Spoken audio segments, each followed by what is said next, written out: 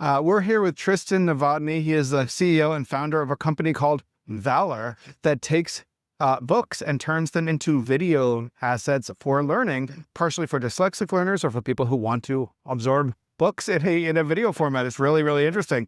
Welcome to the podcast. Thank you so much. Yeah. I'm excited to be here. Yeah. So I gave a pretty weak elevator pitch for Valoi. Tell us about what Valoi does. So Valoi is a text-to-video AI engine that makes books watchable. I myself am dyslexic and I don't read well. And a ton of my friends don't read well. And so we all got together and we just got a patent approved to build an engine to drag and drop books, like a PDF book or an ebook, and you can watch it within minutes, cover to cover. So novels, poetry, journals, textbooks, you name it, you can watch with the same phone. Yeah, and you do subtitles as well, right? With the color-coded subtitles? Yeah, color-coded subtitles for dyslexics because there's like research proven that certain colors work better for dyslexics. So you also will have the subtitles at the bottom. Right. And if you don't know a word, there's a lot of people that have bad vocabulary like myself. You can hover your cursor over the word and pause the video, and our language model that's embedded in will be able to pull up the word. So it's a multisensory learning model. And yeah, makes sense. Anyway, we're in this crazy moment for AI video, as you know, right, where all of these big tech companies are competing for the best video engine. We saw Sora drop the other week. We have Google VO, we have Runway and Kling, and there's others. I'm curious how you're looking at that video space and just how quickly it's evolving. Well, I think the video space is interesting because it keeps getting better and better, and it's exciting for us. There's also issues around ethics, so on and so forth, likeness. But really, like big picture, I think I always thought there'd be one player that will control it, but I really don't see that. I think there's going to be use cases within each industry, and there will be one key player for each industry.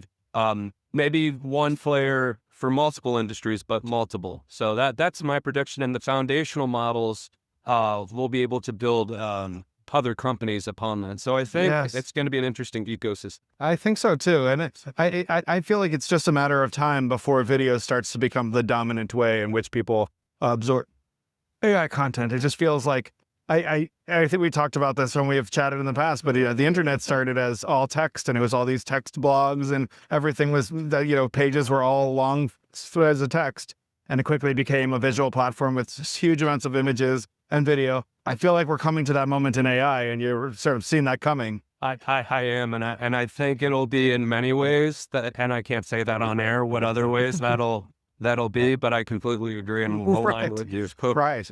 So the subtitle experience, the experience of watching an engaging, exciting video with color-coded subtitles to absorb a story is a really interesting one. It's a very different way of teaching literacy, I think, than people would expect. I'm curious what reaction you've gotten so far from people. You're direct to consumer, right? This is for people who are looking for a reading experience, not necessarily teachers or educators. Well, it's for both. Like for us, we see a lot of EdTech companies struggle the sales cycle, but this is for schools, for universities. But product market fit wise, we've seen the most interest from dyslexics 25 to 40. Makes sense. And like people like me who are 28, and they're like, I need this for work. I need this to read recipes. Like I can't read, I struggle. And so we've seen that. So the subtitles are pretty instrumental for that. We got a lot of great feedback. I think I might have missed part of the question. What was it? No, that's fine. That's fine. Yeah. And then so Valoi, I think I said it Valoi with an I at the end, right? Valoi. Yeah. So when you mentioned recipes, I think this is always something that blows my mind. You can take a novel, you can take, King Arthur, you can take, Toni Morrison and turn it into a series of videos with subtitles and read it. But you could also take recipes. You could take news. You could take, your onboarding documents at work and turn them into video. The sky's the limit there. I'd love to hear you talk about some of the different use cases you see for this type of technology. So recipes, definitely, we see directions at work. I think workforce training is really important, and we've learned from people that are in different industries that this be really applicable to workforce. That's not really our first our first spotlight of where we want to go, but we can definitely see that being useful. Where else we see this useful is like multilingual students. So like people who, if English isn't their first language, Spanish isn't their first language, and they're brought here, from Ecuador, and they're expected to comprehend the laws of physics in English to try and play. We really see this being applicable to them. And there's a lot of use cases that I'm kind of blanking out on, but yeah, the sky's the limit. I kind of need this for myself. So yeah. Well, that's what a lot of great founders build solutions for themselves, and they realize they're things that can be applicable to a huge number of different types of people in different use cases, and I think that's very powerful. The multi-language learner or the non-English speaker is another really great one. So tell me about your experience. This is your first time at EdTech Week. What has it been like for you so far? It was great. You actually recommended me to come here, and I'm very excited. There you go. The experience has been great. I came here thinking that, like, not knowing what to expect, and the friendliest people here, they want to hear what you're doing. They want to help you. They want to give you advice. I think the people that here are extremely knowledgeable. I just listened to a conference of why you shouldn't sell into higher education and the devil's advocate of that and learning about that. And it was extremely eye-opening because I had a couple partnerships with the university. I'm like, I got this. But I'm selling in higher ed. And that conference has changed my mind. We still want to sell into higher ed, but it was really eye-opening. You have a whole framework on how to think about it, Yeah, and how to prepare yourself. So I felt this has prepared me better as a founder to come here, and I urge everyone to come here. It's fantastic. Yeah, it's funny. I think education technology is a field where you have all of these great ideas and great founders coming up with great ideas, and they don't always find a community.